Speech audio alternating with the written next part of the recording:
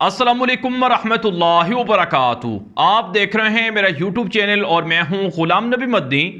दुनिया भर से आज की 10 बड़ी ताज़ा आलमी ख़बरें इस वीडियो के अंदर आपके सामने रखेंगे। इन खबरों के हवाले से अपनी राय कमेंट के ज़रिए से, व्हाट्सएप के ज़रिए से दिया करें ताकि आपकी आरा की रोशनी में वीडियोस को मज़ीद अच्छा और बेहतर बनाया जा सके। दुनिया भर के अहवाल जानने के लिए अगर आपने अभी तक हमारा यूट्यूब चैनल न्यूज़ की दुनिया सब्सक्राइब नहीं किया तो उसे लाजमी कर लें ताकि आप दुनिया के अहवाल से बाखबर रह सकें। दुनिया भर से आज की 10 बड़ी खबरों का आगाज़ करेंगे। सबसे पहले बात करेंगे इसराइल और सऊदी अरब के ताल्लुकात के हवाले से।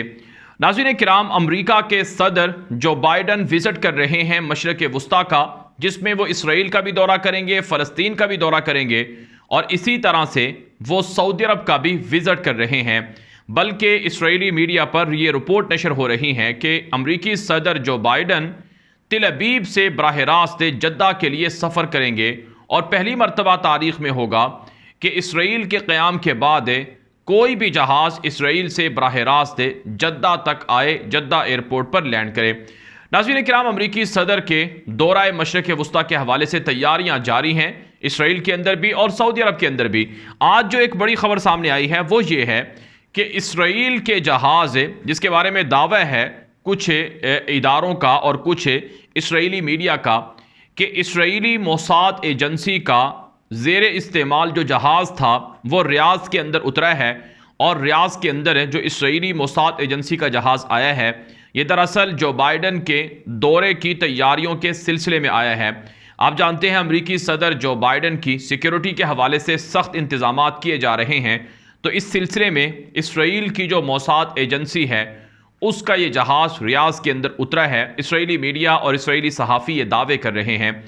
नाज़रीन किराम, कहा जाता है कि इसराइल और सऊदी अरब के दरमियान जल्द ताल्लुकात शुरू होने वाले हैं और उसके लिए बाकायदा आगाज़ हो चुका है और दोनों तरफ से जो मीडिया है इस हवाले से पेशन गोइयाँ कर रहा है कि जल्द सऊदी अरब भी इसराइल के साथ ताल्लुकात शुरू करके इब्राहीम अकॉर्ड के अंदर या इब्राहीम इत्तिफाकियात के अंदर शामिल हो जाएगा। नाज़रीन किराम, आगे बढ़ेंगे। जो आज की दूसरी बड़ी खबर है ये भी इसराइल से है। खबर ये है कि इसराइल के साबिक वज़ीर आज़म, जो तवील तरीन वज़ीर आज़म रहे हैं इसराइल के, जिनका नाम बेंयामिन नेतन्याहू है, उनका एक ताज़ा बयान इसराइली मीडिया पर नशर हुआ है। नेतन्याहू ने कहा है कि अगर मैं दोबारा इख्तिदार में आया तो मैं ज़रूर सऊदी अरब और इसराइल के ताल्लुकात बहाल कर दूँगा और मैंने इससे पहले जो इक़दामात किए हैं वो काफ़ी हैं इसराइल और सऊदी अरब की दोस्ती के हवाले से।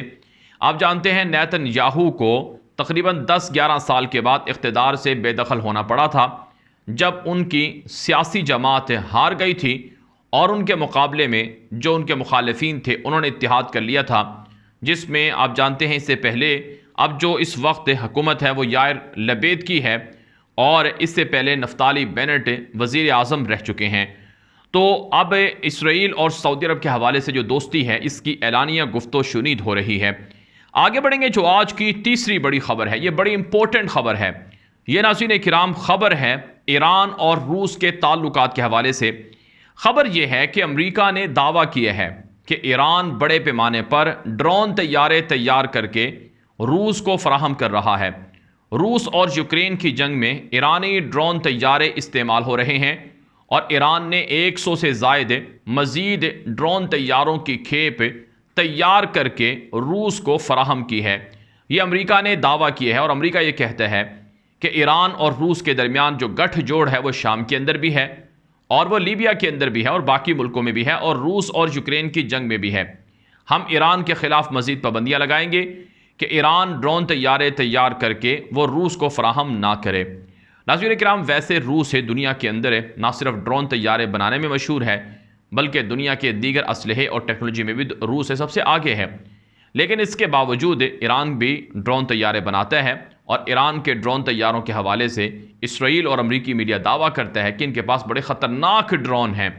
और अब अमरीका ने यह दावा कर दिया है कि रूस और यूक्रेन की जंग के लिए ईरान से ड्रोन तैयारे हासिल कर रहा है, जिसकी वजह से ईरान और रूस को पाबंदियों का सामना करना पड़ेगा।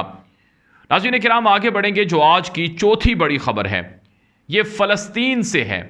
नाज़रीन किराम, फ़लस्तीन के अंदर इसराइल की दहशत गर्दी और इसराइल की दरिंदगी जारी है। आज एक बड़ी तहलका खेज अफसोसनाक रिपोर्ट नशर हुई है कि इसराइली फ़ौज ने साल 2021 में यानी 12 महीनों के अंदर फ़लस्तीन के 78 बच्चे कत्ल किए हैं। जी हाँ नाज़रीन किराम, ताज़ा रिपोर्ट में इंकशाफ हुआ है कि 2021 में इसराइल ने 78 फ़लस्तीनी बच्चों को कत्ल किया है, गोलियां मारकर, तशद्दुद करके।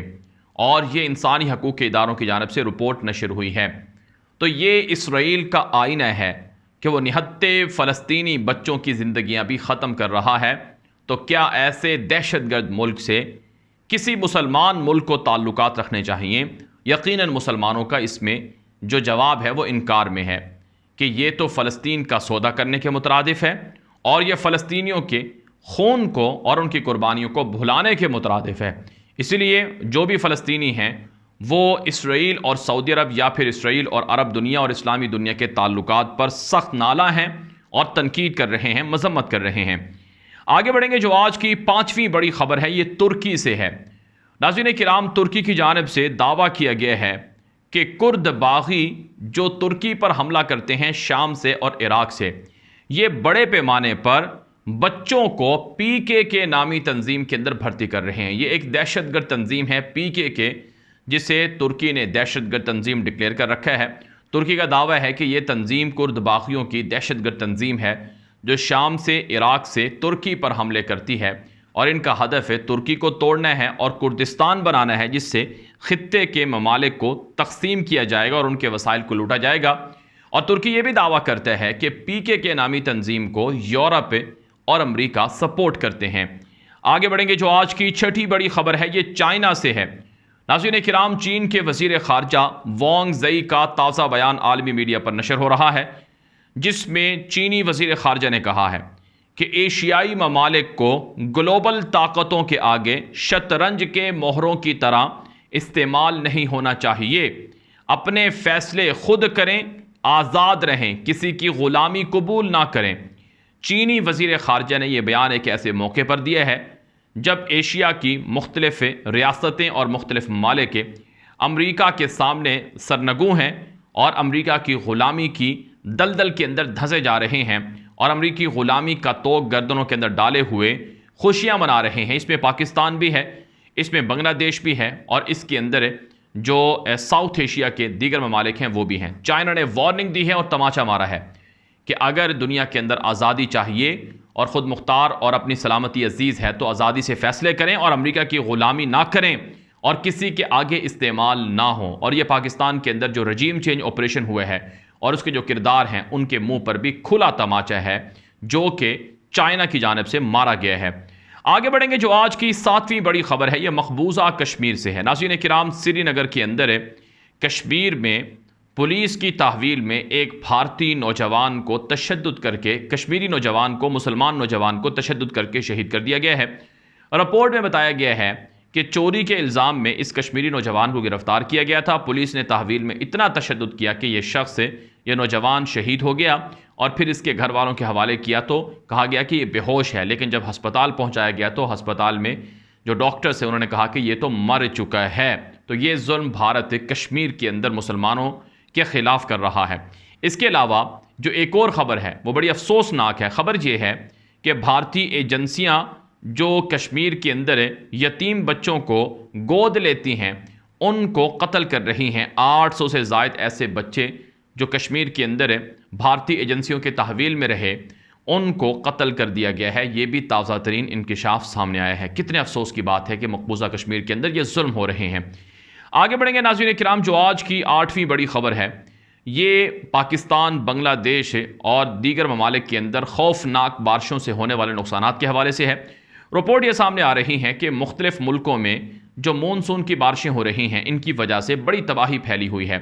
पाकिस्तान के अंदर जो पाकिस्तान का सबसे बड़ा सूबा रकबे के एतबार से है बलूचिस्तान, वो डूब चुका है। वहाँ पर 50 से ज़ायद लोग जाँ बहक हो चुके हैं और सैकड़ों लोग बेघर हो चुके हैं, उनके मकानात गिर चुके हैं और हालात बदस्तूर ख़राब हैं जो बलूचिस्तान है वहाँ पर। इसी तरह से नाज़रीन किराम, मकबूजा कश्मीर के अंदर भी बारिशों की वजह से बड़ी तबाही फैली हुई है और वहाँ के लोग भी परेशानियाँ देख रहे हैं। और पाकिस्तान का जो कराची है वहाँ पर भी, सिंध के अंदर भी बड़ी तबाही लोगों को देखना पड़ रही है।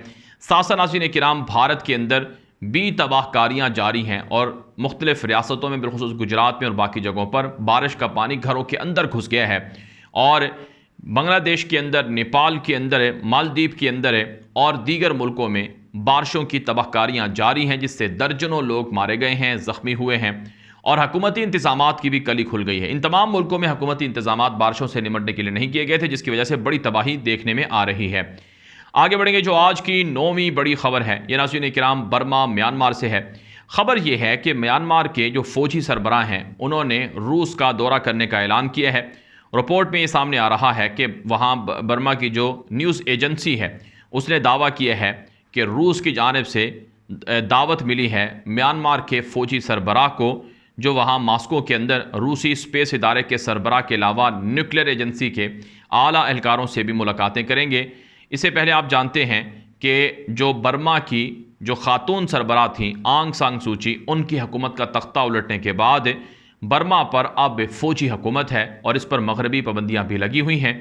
लेकिन इन पाबंदियों की वजह से बर्मा की जो मुश्किलात हैं उनको ख़त्म करने के लिए जो वहाँ की फ़ौजी जर्नैल हैं, उन्होंने रूस से मदद लेने का फ़ैसला किया है। आगे बढ़ेंगे। जो आज की 10वीं बड़ी खबर है, ये नाज़रीन किराम जो मुसलमानों के ऊपर जो जुल्म ढाया गया था बोस्निया के अंदर, उस हवाले से है। खबर ये है कि 8000 मुसलमान मर्दों और लड़कों की हलाकत वाले बहमाना वाक़े की 27वीं बरसी पर नीदरलैंड ने मुतासर अफराद के लवाहिकीन से इस बात के लिए माफ़ी तलब कर ली है कि डच अमन दस्ते इस कत्लेआम को रोकने में नाकाम रहे थे। नीदरलैंड ने पीर के रोज़ सर बरिंसा की नस्ल कुशी में डच अमन फौजी दस्तों के किरदार के लिए अपनी गहरी माजरत की पेशकश की है। 27 साल कबल बोस्नियाई सर्ब फोर्सेस ने एक बहिमाना हमले में तकरीबन 8000 बोस्नियाई मुसलमानों को बेदर्दी से शहीद कर दिया था। इस हवाले से अब यह माफ़ी मांगी जा रही है।